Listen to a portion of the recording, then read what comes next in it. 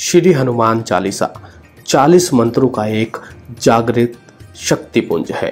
हनुमान चालीसा अवधी भाषा में लिखी एक काव्यात्मक कृति है, जिसमें प्रभु राम के महान भक्त हनुमान के गुणों और कार्यों का 40 चौपाइयों में वर्णन किया गया है। यह एक अत्यंत लघु रचना है, जिसमें पवन पुत्र श्री हनुमान जी की सुंदर स्तुति की गई है, जिसमें बजरंगबली की भावपूर्ण वंदना तो है ही, साथ ही इसमें श्री राम के व्यक्तित्व को भी बड़े सरल शब्दों में उकेरा गया है।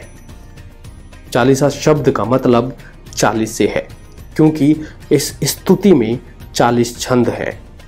परिचय के दो दोहों को छोड़कर हनुमान चालीसा भगवान हनुमान को प्रसन्न करने के लिए उनके भक्तों द्वारा की जाने वाली प्रार्थना है, जिसमें 40 लाइनें हैं।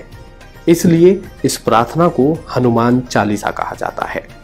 हनुमान चालीसा को तुलसीदास जी द्वारा लिखा गया है, जिसे बहुत शक्तिशाली माना जाता है। लेकिन आज हम आपको इस महाकाव्य के लिखे जाने के पीछे का इतिहास बताने जा रहे हैं।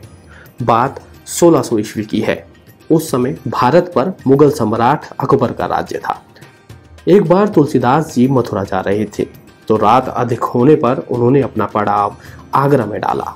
सुबह के समय एक महिला ने पूजा से लौटते हुए तुलसीदास जी के पैर छुए। तब तुलसीदास जी ने उसे सौभाग्यशाली होने का आशीर्वाद दिया। आशीर्वाद मिलते ही वो महिला फूट फूट कर रोने लगी और रोते हुए उनसे बताया कि अभी अभी उसके पति की मृत्यु हुई है। इस बात का पता चलने पर तुलसीदास जी ने उस महिला सहित सभी लोगों को राम नाम जाप करने को कहा।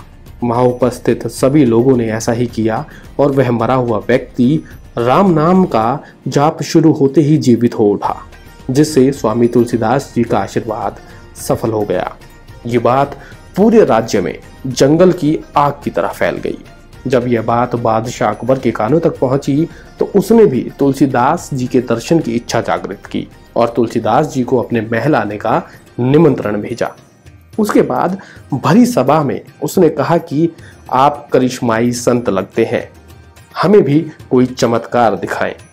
यह बात सुनकर तुलसीदास जी ने अकबर से कहा कि वो कोई चमत्कारी बाबा नहीं है, वो तो सिर्फ श्री राम के भक्त हैं। अकबर इतना सुनते ही क्रोध में आ गया और उसने उसी समय सिपाहियों से कहकर तुलसीदास जी को कारागार में डलवा दिया।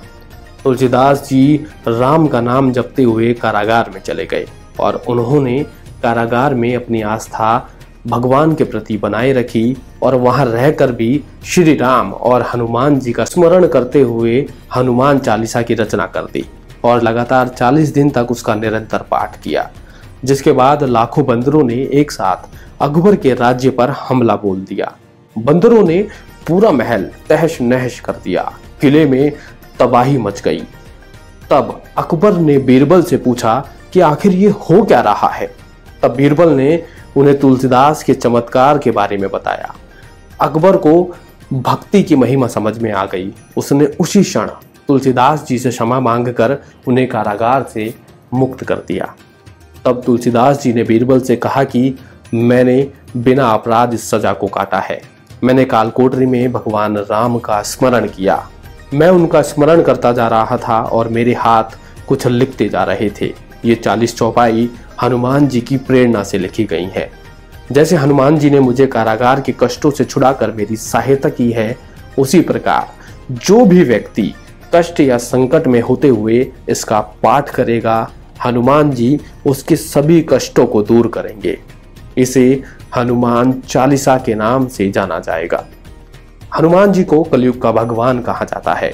आज हनुमान चालीसा का पाठ लगभग सभी हिंदू घरों में होता है और हनुमान जी उन सभी के संकट दूर भी कर रहे हैं।